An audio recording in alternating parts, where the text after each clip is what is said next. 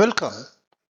Having established how a half-wave rectifier operates, we now put numbers on it.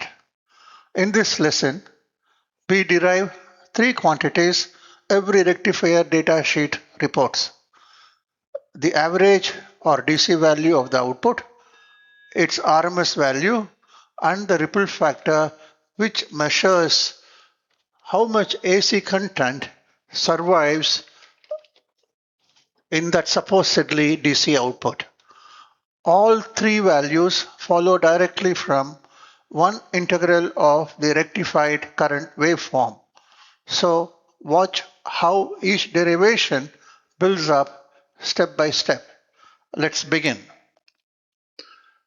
The lesson objectives are to calculate the DC or average or mean value of the output of a half-wave rectifier, its root mean square value or RMS value, and find out how much AC component is present relative to the DC component. The average or DC value, we start from the rectified current waveform and integrate it over a full cycle to find its average value. For an ideal diode with a resistive load RL, the output conducts only during the positive half cycle. In terms of the angle, theta equals omega times T, the voltage is V equals Vm sin theta, and the current follows the same shape. I equals Im sin theta from 0 to pi, and I equals 0 from pi to 2 pi, where Im is Vm over RL by Ohm's law. This is the waveform we now integrate. The average of a periodic waveform is 1 over the period times the integral over one period. Because the diode blocks entirely from pi to 2 pi, the integral splits. Only the sine term over 0 to pi contributes.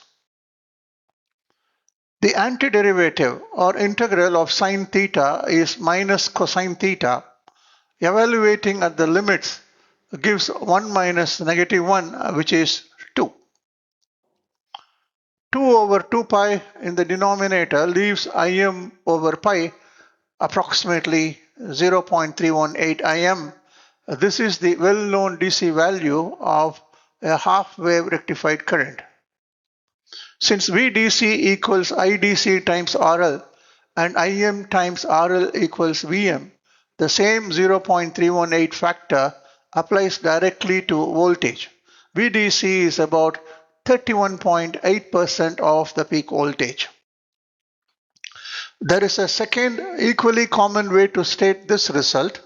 The RMS value of the original undistorted input sinusoid is Vm over root 2, a fact you already know from AC circuit analysis. Substituting that into our DC value formula gives VDC equals root 2 over pi times Vrms of the input, about 0.45 times Vrms in. You will see rectifier specifications quoted either way, so it is worth recognizing both forms as the same result. To summarize, integrating the rectified current over a cycle and dividing by the period gives IDC equal to Im over pi, about 0.318 of the peak, and the same factor carries over to voltage. This non-zero average is the entire point of rectification. Next, we find the RMS value, which tells us how much total energy AC and DC together actually flows. The RMS value. We square the same current waveform, average that, and take the square root. This is the procedure of any RMS calculation. By definition, the RMS value squared is the average of the square of the waveform over one cycle. Since I is 0 from pi to 2 pi, only the positive half cycle contributes. Im squared sin squared theta integrated from 0 to pi. Sin squared has no elementary antiderivative on its own, so we invoke the standard double angle identity in trigonometry. Sin squared theta equals 1 minus cosine 2 theta all over 2. This converts the integral into two simple parts. Substituting the identity directly into the integral sets up the next integration step cleanly. Integrating term by term, one integrates to theta and cosine 2 theta integrates to sine 2 theta over 2. At the upper limit, theta equals pi, sine of 2 pi is 0, so the bracket is simply pi and the lower limit contributes nothing.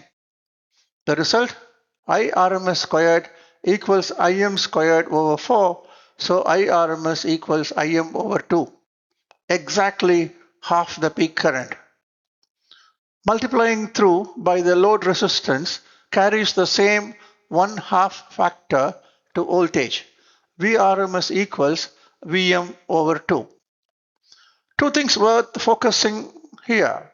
First, this Vm over 2 is the RMS of the rectified output waveform, not the RMS of the original input, which was Vm over root 2. It is common to confuse the two, so I want to be explicit. This output RMS is about 70.7% of the input's RMS value. Second, we can now define the form factor, the ratio of RMS to DC value, which turns out to be pi over 2, approximately 1.57. The form factor is a general measure of how peaky a waveform is relative to its average. The higher it is above 1, the further the waveform departs from a flat DC level. In summary, squaring, averaging, and square rooting the rectified current gives an RMS value of exactly half the peak, noticeably larger than the 0.318 DC value because RMS weighs the AC fluctuation as well as the average. Their ratio, the form factor of 1.57, already hints that this waveform is far from smooth DC. We make that precise next with the ripple factor. The ripple factor. We combine the DC and RMS values we just derived into a single number that measures rectifier quality.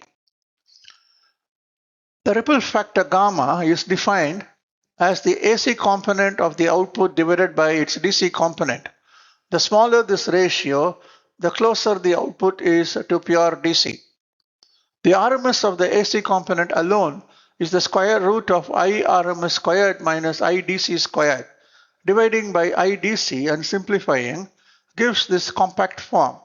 Gamma equals square root of the ratio of I RMS to IDC squared minus 1. We already found both quantities in the previous two sections. I RMS is Im over 2 and IDC is Im over pi.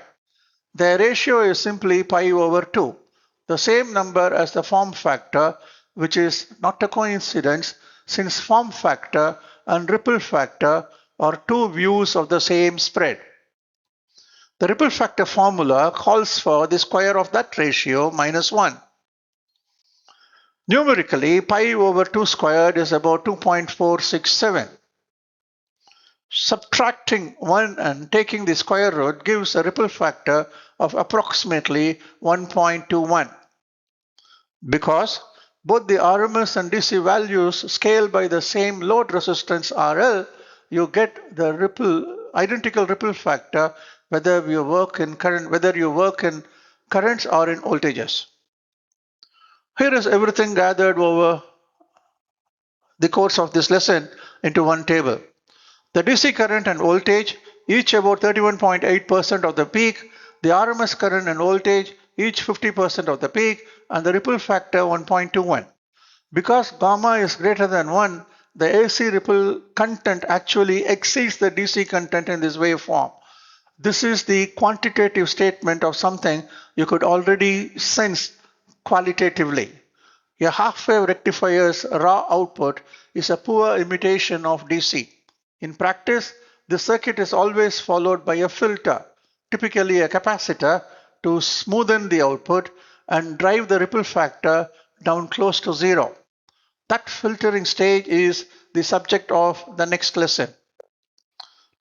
To close, the ripple factor packages the DC and RMS results into one number, 1.21, that tells the whole quantitative story. This rectifier's output has more AC content than DC content. That is why every practical DC power supply pairs a rectifier with a filter. Let's put the three numbers side by side. The DC value, about 0.318 of the peak, the RMS value, the full 0.5 of the peak, and the ripple factor that compares them, 1.21. Together, they tell a complete quantitative story. This circuit does genuine DC content, but on its own, that output is high, dominated by AC ripple. Every practical rectifier circuit is therefore followed by a filter to bring that ripple factor down. That's where we will pick up next time. You may pause the video and review what you have learned now. Thank you for watching.